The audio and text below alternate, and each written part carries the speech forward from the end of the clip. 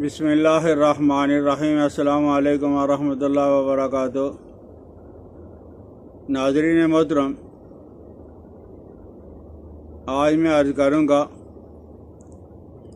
سکتہ سیناس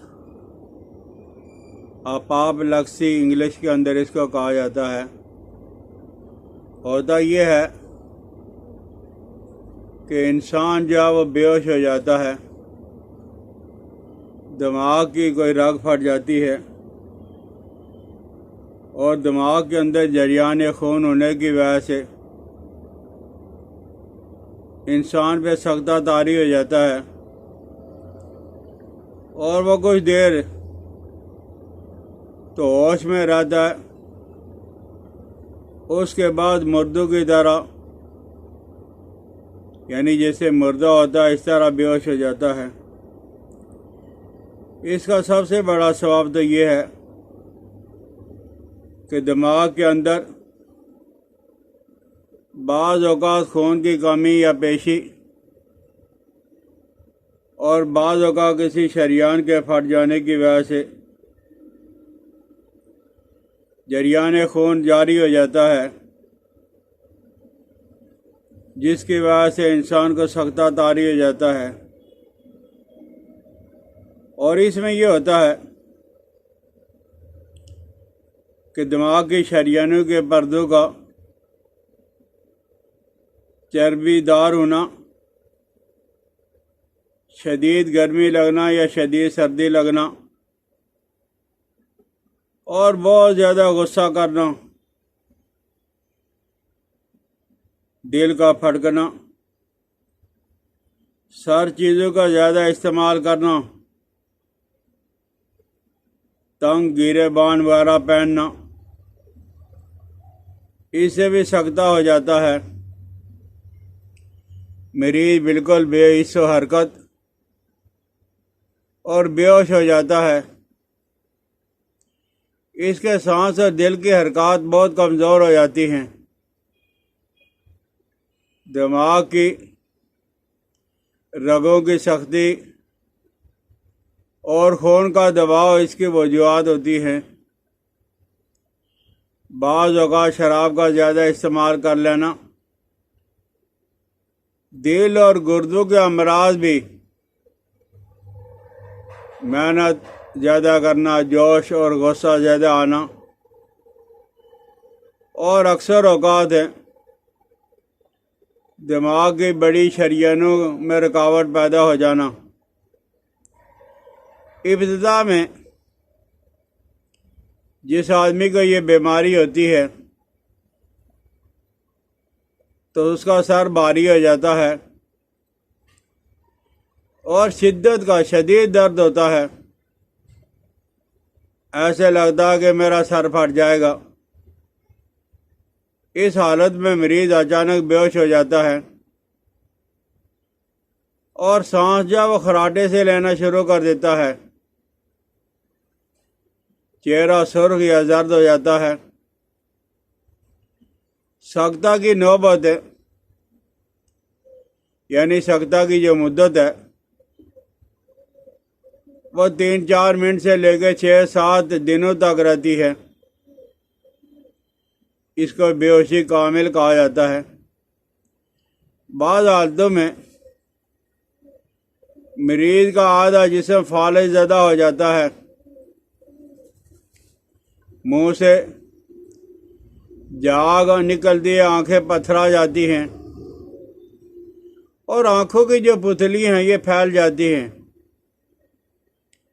نبض انتہائی کمزور ہو جاتی ہے، نبض میں ضعف آ جاتا ہے اور کبھی کبھی مریض کے عقل کے اندر فتور آ جاتا ہے۔ جب انسان کے عقل کے اندر فتور آ جائے یعنی وہ بے ربط باتیں کرنے لگے تو یہ حالت بڑی تشویشناک ہوتی ہے۔ یونانی علاج کے اندر یہ کیا جاتا ہے کہ مریض کے سر کے نیچے تکیہ وغیرہ رکھ کر اسے قدرے اونچا کیا جاتا ہے، گلے اور سینے کے بند کو ڈھیلا کیا جاتا ہے اور عرق گاؤ زبان وغیرہ قطرہ قطرہ اس کے منہ میں ٹپکاتے ہیں۔ بہتر یہ ہے کہ نزدیکی کوئی اسپتال ہو، وہاں مریض کو فوراً ہی پہنچایا جائے، اور اگر مریض کہیں ایسا دور ہے تو دواء المسک معتدل جوائر والی دواء المسک معتدل جوائر والی چھوٹی چمچ کسی طرح مریض کو چٹائیں، اور اس میں موسم کے مطابق آشے جو کا پانی، پالک ابال کے اس کا پانی، مونگ کا پانی، اور ہری سبزیوں، خرفہ اور میوہ جات، ترش چیزیں، اور جن چیزوں میں گیس ہوتی ہے پیدا کرنے والی غذائیں جیسے آلو ہے، عربی ہے، گوبھی ہے، دال ماش وغیرہ سے پرہیز کرائی کی جائے۔ لیکن اس ایسا مریض ہے اللہ نہ کرے جس کو سکتہ ہو گیا ہے، تو اس میں سب سے پہلے کام یہ کریں کہ اس کے ہاتھوں اور پاؤں کی مالش کریں، بہت زیادہ مالش کریں، کئی منٹوں سے لے کے کئی گھنٹوں تک اس کے پاؤں اور ہاتھوں کی مالش کرو، اور وہ مالش خشک بھی ہو سکتی ہے اور کسی بھی تیل کی۔ لیکن ایسا مریض ہے، اور مرنے والے کے لیے شرعی حکم تو یہ ہے کہ اس کو فوراً دفنایا جائے۔